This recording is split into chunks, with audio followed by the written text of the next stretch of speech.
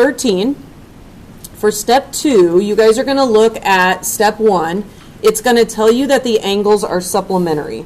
So if you have supplementary angles, you want to go to your cheat sheet, and your cheat sheet says supplementary angles add to 180. So it's going to look like this, where you add up two angles to equal 180 in an equation. So you do the A and the B add up to 180, and then you do the C and the B add up to 180, and you do them separately because you have two separate sets of supplementary angles. So that's how you get step 2. Now, when you look at step 2 and it tells you to use substitution, this is what you're going to do. You see a 180 here, and you see a 180 here, so I'm just going to lightly X those out, and I'm going to take all of this C plus B and put it up in for the 180, because since the 180s are gone, I can put all of this in for 180. So now I'm going to get A plus B equals C plus B, since the 180s are gone. Now I have one long equation, like an algebra equation, and I'm going to take away the things that match from both sides. So I'm going to take away the measure of B on both sides, and I'll be left with A is equal to C. So that is number 13. Okay, I'm going to go through 14, and I'm going to go through the steps 4 through 6. Okay, if you've gotten to number 4 and you've seen how they substituted for step 3, you're going to look at step 4, and it says, I have substitution there, so we're going to see what we're going to substitute here.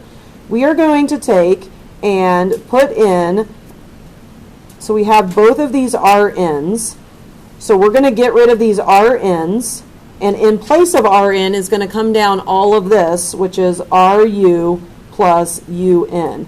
So basically for step 4, I'm going to get rid of the RNs and put all of this in its place. That's how they're getting step 4 and getting all of this equation here.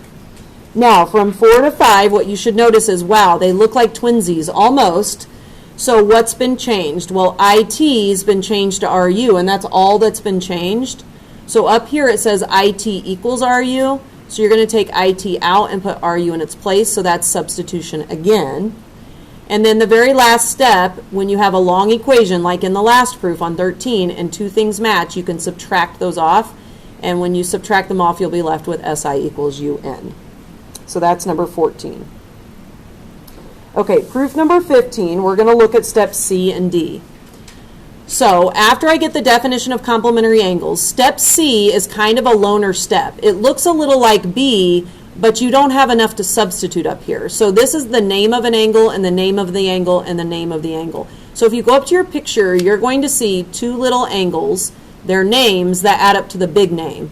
That is called angle addition postulate, because you're naming the angles and you're adding them up to equal the big angle.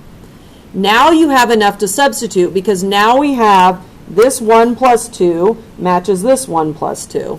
And since they match, you're going to get rid of the 1 plus 2's, and you're going to put the 90 in place of the 1 plus 2. So the 90 is going to come down. Now, they probably should have used symmetric to flip it, but they didn't. They just put the 90 in there and called it substitution. And then from there, you're going to definition of a right angle, because a 90-degree angle is a right angle. Okay, number 16. So anytime they tell you to use one of these things, you're going to go to your cheat sheet and look what they say. So they told you you had a midpoint. So you are going to go to your cheat sheet and look at what the definition of midpoint says. It says it makes two congruent segments. So you go to your paper and you put the two congruent segments. Then you're going to change them to equals, because if segments are the same size and shape, then they're also equal. Next, they ask you to use segment addition. So you go up to your picture and you're going to use segment addition, which is adding up the two little pieces to equal the big piece. So we're going to do CD plus DE equals CE, because that's our only option for the two little pieces adding up to the big piece. Next, they would like us to substitute. So all we know that we can substitute with is we know that CD equals DE. So we're allowed to take DE out and replace it with CD, which is his replacement, and that makes CD plus CD equals CE.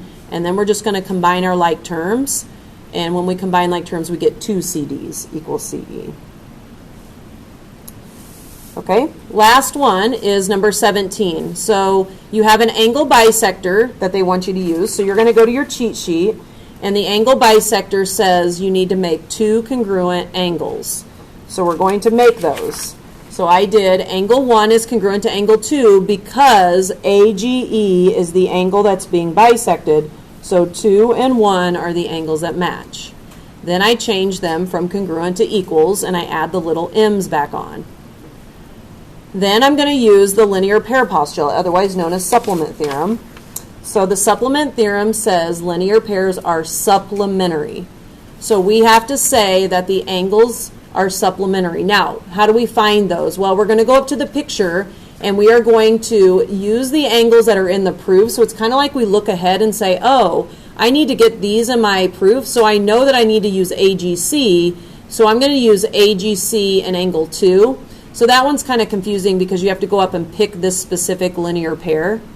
And so once you pick that linear pair, then you can say that they add up to 180 by the definition of supplementary angles. So you do 2 plus AGC equals 180. And then it wants us to substitute to end up getting what we're trying to prove.